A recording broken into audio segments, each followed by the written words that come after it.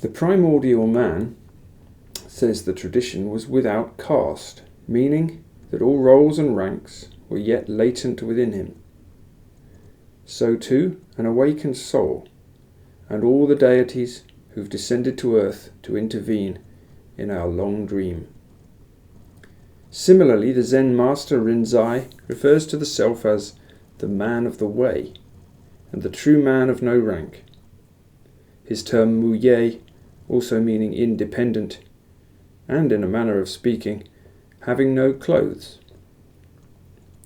You must be, or become, priest, warrior, peasant, and pariah in one.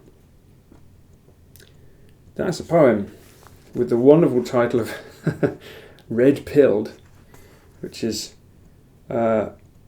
featured in this book, Ventriloquise by Ned Denny. The last little film I did, I started off by talking about something one of my readers had sent me, and that seems to be becoming a tradition because Ned sent me this book of poems. It's really good. It's very good.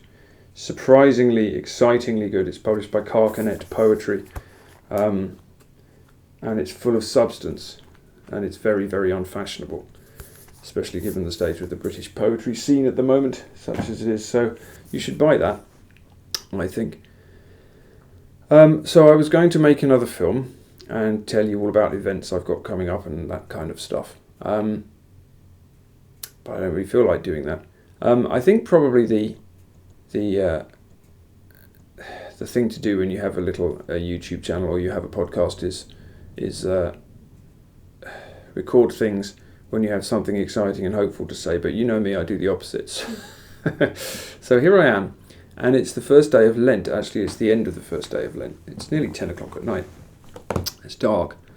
The rain's just about stopped, but it's been raining most of the day. Now, I always find Lent to be difficult. The first day, especially the beginning of Lent, as it grows on me and as I descend into it, if you like, it gets easier and it gets more meaningful and it does what it's supposed to do. Strips you away as you descend into the tomb. But the beginning of Lent, it's a real challenge. It's a real challenge because I suppose when you decide that you're going to commit yourself to 40 days of fasting and prayer, then the first thing that happens is you get smacked around the head by he who does not want you to walk towards God. And that certainly feels like it's happening. So that's something that's happened to me before. I suppose I was ready for it. But it's an interesting thing. It's an interesting thing. And so I've spent most of the day doing nothing much at all. But not in an enjoyable way. Not in a relaxing way. Mainly wandering around trying to do things and not getting much done. And if you're somebody like me who likes to tick things off lists, then that's just the kind of treatment you deserve. The devil knows us better than we know ourselves. So I think if you're being tripped up, you're going to be tripped up in a familiar way. But it's a dark time in a way. It doesn't help probably that it's March in Ireland. And so you can spend a lot of this time, certainly if you're me, you can spend a lot of this time looking at the state of the world. You can look at the state of your country, the state of your culture. And there's a lot to lament. Things are going down in a very big way. And they seem to be accelerating to me. The kind of sense of breakage and shattering and disintegration is everywhere now. And it feels like it's building up to something. I wrote in one of my essays, I think a year or two back, about how I was sitting around campfire here on my land with a friend, and we were just chatting away, having a couple of beers, and he said something that really stuck with me. He said, I feel like I'm living in 1913. I feel like something's about to happen, but I don't know what it is, and I don't know. It's probably just because it's the first day of Lent, but I had this kind of feeling today. Things are really coming apart very fast, and this is not going to be news to many people who've been paying attention. I wrote a series of essays over 2 years, which I'm now turning into a book about the machine, and much of that was spurred by this kind of interrogation I had in myself about why I felt things were coming down so quickly in the West. And it's not as if everybody else isn't also asking that question all over the internet at the moment, and they should be, because it's a big question.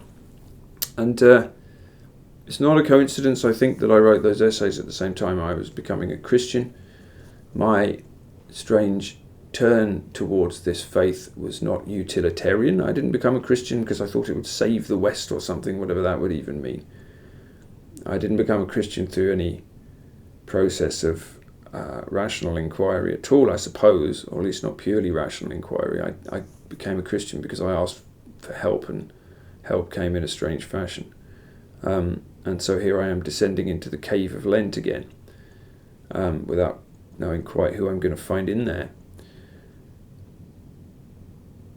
But as I look at the state of the society I'm in, and I wonder what I'm handing over to my children sometimes, what comes next, where we're going to be, if we're going to be anywhere.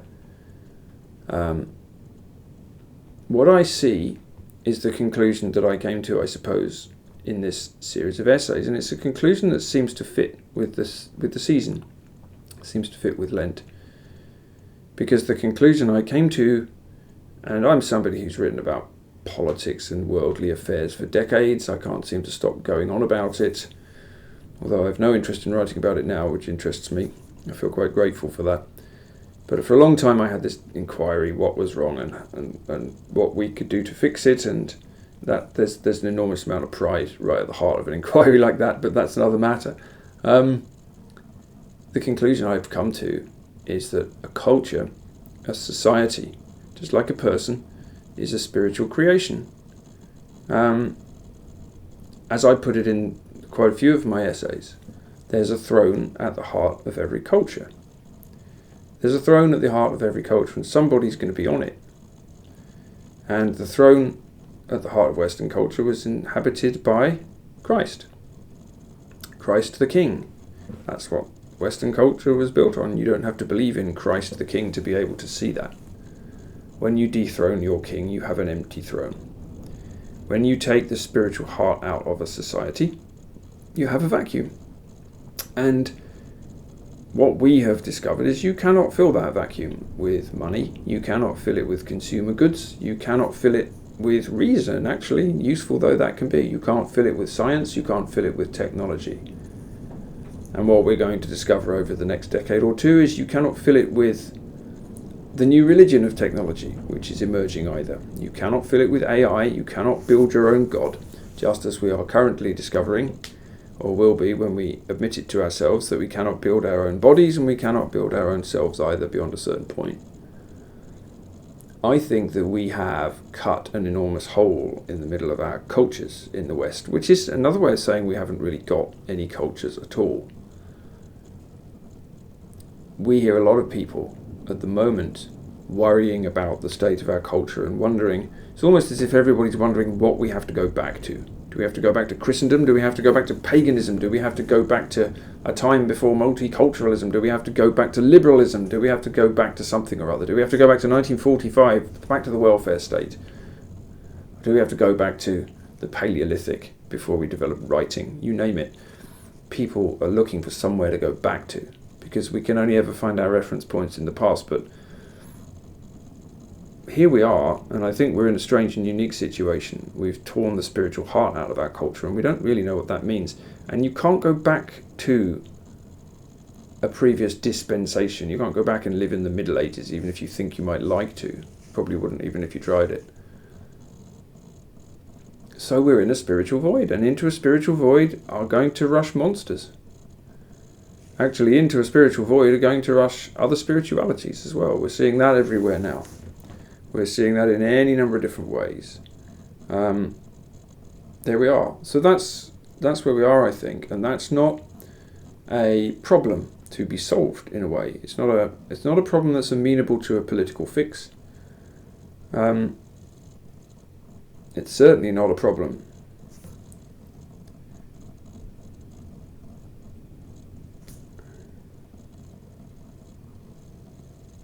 Sorry, I don't know if that's recording. Well, I'm going to keep talking just in case. It's not a problem that's amenable to a political fix, and it's certainly not a problem that can be managed away. It's a spiritual void.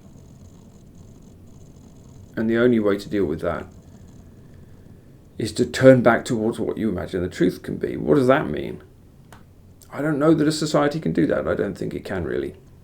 I don't know if we're even societies or cultures or nations anymore, whatever that even means, whether these are even the right questions. But we come back to Lent again. And what we're doing for these 40 days, I think, is we're journeying towards the tomb of Christ. It's like an underworld journey. We dig ourselves into this cave and we slough away some things in our life. Most obviously, we slough away food of certain kinds. In the Orthodox Church, we're all on the same fasting rule, which is the monastic rule for 40 days or more. No meat, no fish, no dairy products, no eggs, no alcohol, no oil. But that's just kind of the surface manifestation of what's supposed to be stripping away of the world so that you can get at what's underneath it. And that seems to me to be what the culture needs to do, if it needs to do anything so clear. Strip away what's on the surface to get at what's underneath. So we have to spend 40 days walking deeper and deeper into this tomb. When we get into this tomb, we're going to find a dead body in it. And then we're going to get to Pascha, and this dead body is going to rise up. And this terrible thing, this catastrophe that's happened, where the man you thought was going to be the saviour of the world is tortured, killed and dispensed with by the empire. This catastrophe is suddenly reversed, and not even just reversed, turned into something entirely astonishing that 2,000 years later we're all still arguing about. And you can't dismiss it however hard you'd like to try that, which I did for a long time. So that's that. We are in an underworld journey. On Lent, we're at an underworld journey, 40 days of digging deeper, dropping down into the mind of Christ, trying to slough away the world, getting battered for it, getting slapped around, failing spectacularly most of the time, certainly I do, but really trying to dig in and strip away the vanity and the delusion, because you won't get to anything until you do that. That's what we have to do as a culture then, isn't it? And when I sit around on the first day of Lent, moaning internally about the state of the world and feeling like I can't even start this thing, feeling like it's insurmountable, I think that's how a lot of people feel about the state of the world right now. Certainly I feel like that pretty often. And it is insurmountable if you see it as a problem to be solved, I suppose. Just as if I decided I was going to make myself a saint in 40 days, that would be a pretty insurmountable problem that would not even be worth trying to achieve. But on the other hand, if I say I'm going to spend 40 days walking towards the tomb of Christ and I have some help, then maybe I'll get a little bit of the way there, maybe. And I'll learn something from the experience anyway, even if it's about all of my own weaknesses and failures and sins and all the little potholes in my personality that regularly get in the way. So I think we're living in a time almost in which no stone is left on top of another one. And that's, I think there's a lot more stones to come down. It's a stupid mixed image, isn't it? But you know what I mean. We're not at the bottom yet. There's a lot more falling apart to do. One of the essays I wrote in my Machine series talked about Alistair MacIntyre's book, After Virtue, in which he talks about what happens to a society when the virtue that has driven it, the morals, the ethics, the teachings, wherever they come from that person on the throne, fade away. They disappear over time as if the tide has gone out. And yet all of the monuments that society built to those things are left standing. And so you feel like the society still works, but actually you only need to give those monuments a push and they all fall over. MacIntyre said that's where the West was in the 1980s. The monuments are all coming down now, but they haven't been inhabited by any force for quite a while. So we have to go inside ourselves, don't we? We have to go inside ourselves for Lent. We have to walk down the tunnel towards the tomb as a culture, as a people, as a person, somehow, and walk towards the light. And that's hard because there's a lot of people, a lot of beings who want to get in the way. But I can't see anything else at this point. if I look at the kind of cultural mess that we're in the West and in the world more generally, maybe we've always been in this mess. Hardly the first time cultures have disintegrated and things have happened and wars have started and goodness knows what else. So this is probably not a new situation. There's been a lot worse for people. But we're in an unstable time. But as I was saying to a couple of visitors the other day who came to visit me here in Ireland, two American visitors came to see me, both Catholics actually, we were chatting about this, and they said, look, well, this is what Christians are for. This is what we do, right? We're made for these times. We're supposed to be carrying a cross. Did anyone ever tell you this was going to be comfortable? Well, Christ didn't. So that's, I suppose, the challenge. And when I do these things, I'm talking to myself as much as anybody else. The challenge must be, during Lent and during this time in the culture, to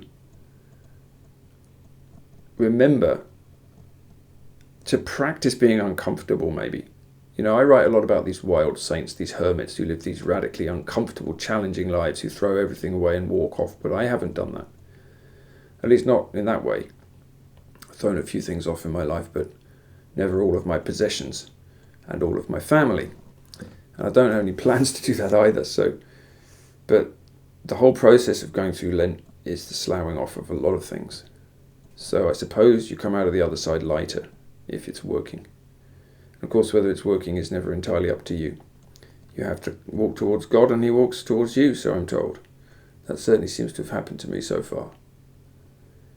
So I don't really know what I'm saying here, except that I think that the empty throne of the culture and the empty throne of the self, the spiritual vacuum that we try to fill, that we work to fill as Christians, that's reflected in the culture, which is at the moment a void into which forces are rushing, which are dark very often. But maybe Lent, maybe this little journey towards the tomb, the catastrophe that becomes the triumph, maybe that shows us the way. But I think you can only walk that way without an end in mind, can't you? Because when the myrrh-bearing women visit the tomb of Christ after he's been crucified, they're not expecting a resurrection. They're expecting to tend his body. They know the catastrophe has happened, but they're going through the thing that they have to do anyway. And then this astonishment occurs. So you can't plan for these things. You just have to walk on the path. So I suppose that's what I'm saying for some reason or other, because it felt like something that was worth saying at the beginning of Lent. And I will, as ever, probably return to these themes as I write. This is what I'll be coming down to over the next few months and years. But as I said, I think in the last film, I'm going to write the way I'm talking here and the thing I'm talking about, which is I'm not going to know exactly where I'm going. I'm just following this candle down the cave, away from the mouth of the cave and into the darkness, and we'll see where that goes. Maybe there's a pit full of snakes or water or something in there that I'll fall into. Maybe not. We'll see. So that's Lent. Maybe I'll record another one of these in 40 days' time and we'll see how it goes. Thank you for reading my work. I really appreciate it. Thank you if you subscribe to it. I really appreciate that as well. Take care.